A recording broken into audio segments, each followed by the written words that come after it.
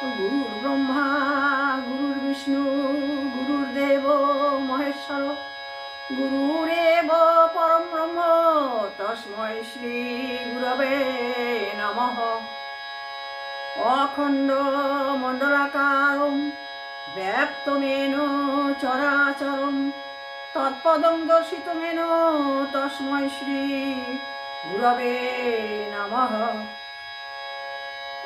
অজ্ঞানতিমিরান্ধস্য জ্ঞানাঞ্জনশলাকয়া চক্ষুর্মিলিतं येन তস্मै শ্রী গুরবে নমঃ।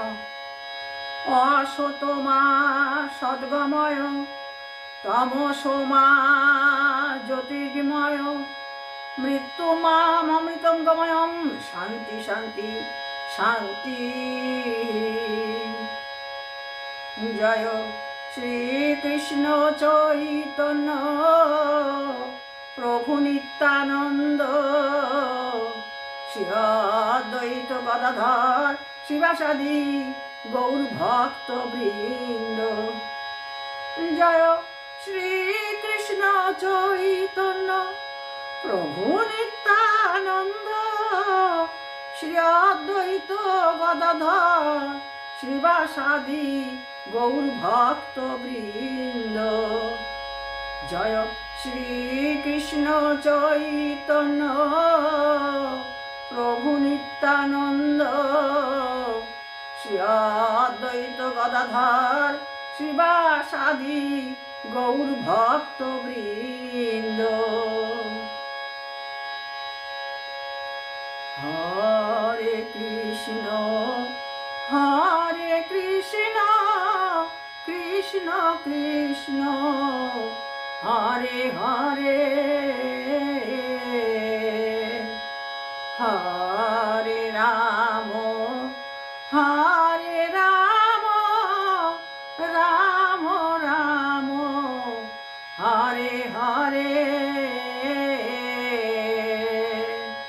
হরে কৃষ্ণ হরে কৃষ্ণ কৃষ্ণ কৃষ্ণ হরে হরে।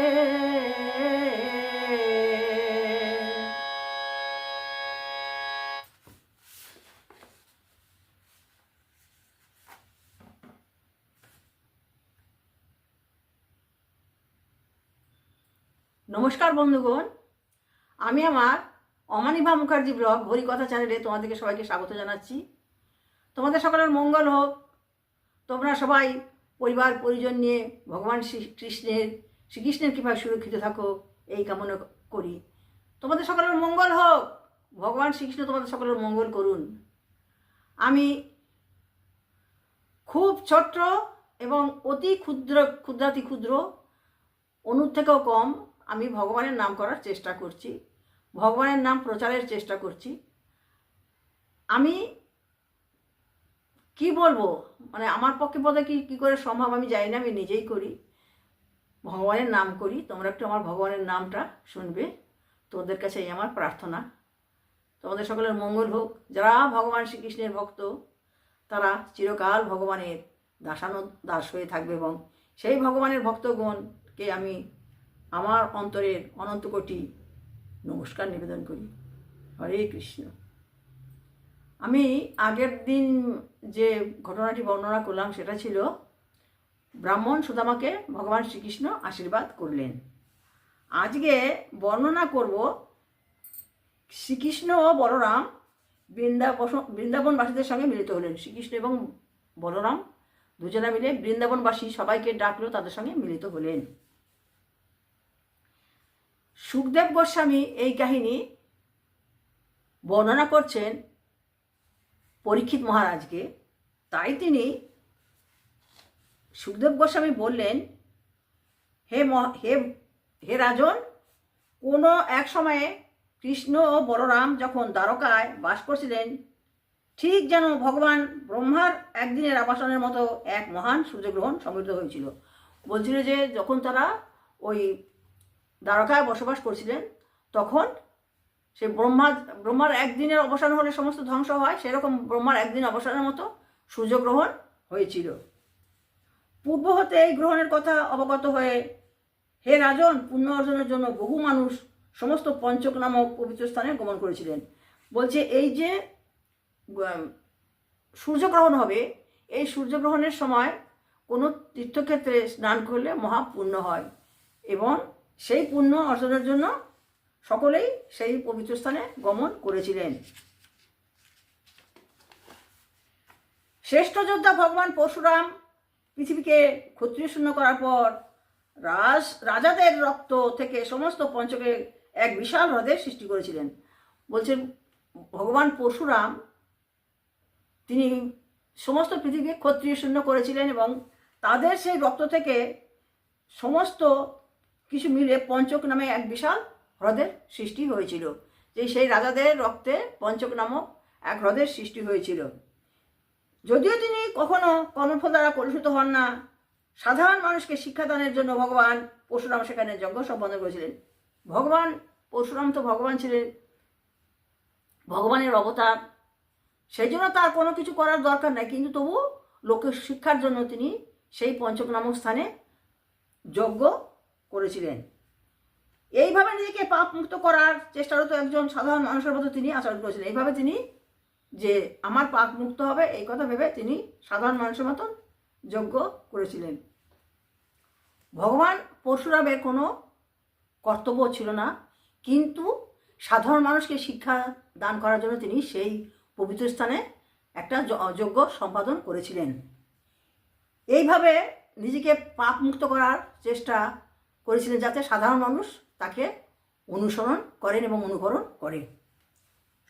ভারতবর্ষের সকল অংশ থেকে একটা বিরাট সংখ্যক জনসাধারণ এখন তীর্থের জন্য সেই সমস্ত পঞ্চকে সমাগত হলেন। তো ভারতবর্ষ থেকে তো তখন মানুষ তো হেঁটে যাতায়াত করতো, ডানে ইত্যাদি। সমস্ত ভারতবর্ষ থেকে যেহেতু সূর্যগ্রহণ হবে, সকলেই সেই পঞ্চক নামক স্থানে সমাবেত হয়েছিলেন। হে ভারতের বংশধর, তাদের পাপ মুক্ত করার আশায় সেই পবিত্র তীর্থে আগমনকারীদের মধ্যে বিষ্ণুগণও ছিলেন। বলছে হে ভরত কুলতিলক, হে ভরতের বংশধর, এটা পরীক্ষিত মহারাজকে সুখদেব গোস্বামী যেহেতু এগুলো বলছেন ওনার অন্তিম সজ্জায়, সেজন্য বলছেন হে ভরতের বংশধর, সেই সময় বৃষ্ণিকুলে যারা ছিল তারাও সেই পঞ্চকে তারা তাদের পাপ মুক্ত করার জন্য গমন করেছিলেন।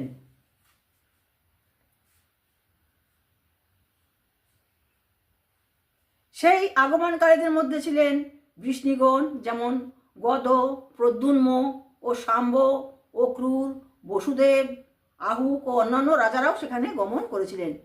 প্রত্যেককেই সেখানে গিয়েছিলেন, সমস্ত রাজারা যারা তারা সবাই গিয়েছিলেন। তাদের সেনাপতি কৃতবর্মার সঙ্গে নগরীকে রক্ষা করার জন্য সুচন্দ্র ও সাধারণের সঙ্গে অনিরুদ্ধ দ্বারকা অবস্থান করছে। তাদের তো দ্বারকা নগরে তো রক্ষা করতে হবে, সেই জন্য সেখানে সেনাপতি ছিলেন কৃতবর্মা, তিনি ছিলেন, এবং সুচন্দ্র ছিলেন, এবং তার অনিরুদ্ধ ছিলেন দ্বারকাকে রক্ষা করার জন্য। তাছাড়া সবাই সেই পঞ্চক তীর্থে গমন করেছিলেন। শক্তিশালী যাদবরা পরম মর্যাদার সঙ্গে পথ অতিক্রম করেছিলেন।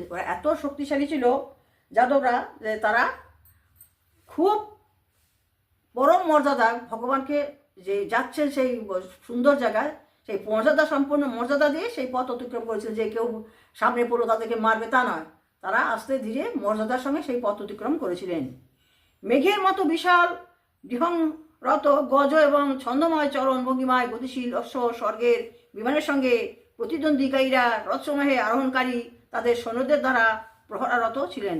যারা সেই বিশাল বাহিনী, অশ্বারোহী, গজ এবং স্থলবাহিনী যারা ছিল ভেতরে, যারা তাদেরকে মানে প্রহরারত ছিলেন, তাদেরকে প্রহরারত ছিলেন যাতে তাদেরকে কোনো শত্রু না আক্রমণ করে। স্বর্গের বিদ্যাধরগণের মতো দ্যুতি সম্পন্ন বহু পদাতিক সৈন্য তাদের সঙ্গে ছিল। যে স্বর্গের যে বিদ্যাধর আছে তাদের মতো তারা পদাতিক সৈন্য ছিল তাদের সঙ্গে, তারাও তাদেরকে প্রহরারত ছিলেন। যাদবগণ স্বর্ণকণ্ঠহার ফুলমালা দ্বারা শোভিত হয়ে এবং সুন্দর বর্ম পরিধান করে অত্যন্ত দিব্যভাব সজ্জিত হয়েছে। যাদবগণ তখনকার দিনে তো স্বর্ণ ছিল, স্বর্ণ, কণ্ঠহার, স্বর্ণ সমস্ত কিছু দিয়ে তারা সুন্দরভাবে সজ্জিত হয়ে তারা সেই পবিত্র তীর্থে গমন করেছিলেন। তাই তারা যখন তাদের প্রতিনিধিগণ সহ পথে গমন করছিলেন, তাদেরকে আকাশে বিচরণশীল দেবতার মতো মনে হচ্ছিল। যখন তারা শুধু একা যায় নাই, তারা তাদের স্ত্রীগণ সহ গিয়েছিলেন। তখন যারা গমন করছিলেন, ওনারা যখন গমন করছিলেন তখন তাদেরকে মনে হচ্ছিল স্বর্গের বিচরণশীল দেবতা, তাদের এরকমভাবে মনে হয়েছিল। সাধুভাবাপন্ন যাদবরা সমস্ত পঞ্চকে স্নান করলেন এবং তারপর সযত্নে উপবাস পালন করলেন। সব ওরা তো ভগবানের রাজ্যের মানুষ, তারা তো সাধুভাবাপন্ন হবেই। তারা সকলেই পঞ্চকে স্নান করলো এবং সযত্নে উপবাস পালন করলেন। এরপর তারা ব্রাহ্মণগণকে বস্ত্র, ফুলমালা ও স্বর্ণ কণ্ঠহার দ্বারা শোভিত গাভী প্রদান করলেন। এরপর তারা কী করলেন, সেখানে তো তাদের কিছু দান করতে হবে। তারা স্বর্ণ এবং কণ্ঠহার দ্বারা শোভিত গাভী ব্রাহ্মণগণকে দান করলেন। সমস্ত অর্থ প্রাচুর্য সমস্ত ব্রাহ্মণগণকে তারা দান করলেন। যেহেতু তারা ওখানে পঞ্চকে তারা স্নান করে পবিত্র হয়েছেন, সেই জন্য তারা ব্রাহ্মণগণকে এইসব দান করলেন। শাস্ত্রীয় বিধি অনুসারে বৃষ্ণি বংশীয়গণ অতঃপর আরেকবার ভগবান পরশুরামের হ্রদে স্নান করলেন। শাস্ত্রীয় বিধি যখন হলো, যারা সব কিছু হয়ে গেল, তারা আবার সেই পরশুরামের তৈরি পঞ্চকে আবার স্নান করলেন এবং উত্তম ব্রাহ্মণগণকে সুস্বাদু অন্ন ভোজন করলেন। এবার তারপর তারা কী করলেন, আবার স্নান করলেন এবং উত্তম সুস্বাদু ভোজন ব্রাহ্মণগণকে ভোজন করালেন। তারা সকলেই প্রার্থনা করলেন কৃষ্ণের প্রতি যেন আমাদের ভক্তি হয়। তারা ওখানে স্নান করলো, তারা ব্রাহ্মণকে দান করলো এবং তারপরে তারা প্রার্থনা করলো আমাদের যেন শ্রীকৃষ্ণের প্রতি ভক্তি হয়। অতঃপর তাদের পরম আরাধ্য ভগবান শ্রীকৃষ্ণের আজ্ঞানুসারে বিষ্ণুগণ উপবাস ভঙ্গ করে ভোজন করলেন এবং সুশীতল ছায়া প্রদায়ী বৃক্ষসমূহের মূলে পরিবেশন করে বিশ্রাম গ্রহণ করলেন। তারপর তারা কী করলো, ভগবান শ্রীকৃষ্ণের আদেশ অনুসারে তারা উপবাস ভঙ্গ করলো এবং তারা ভোজন করলো এবং সুশীতল যে বৃক্ষ ছিল তার তলে তারা বিশ্রাম গ্রহণ করলেন।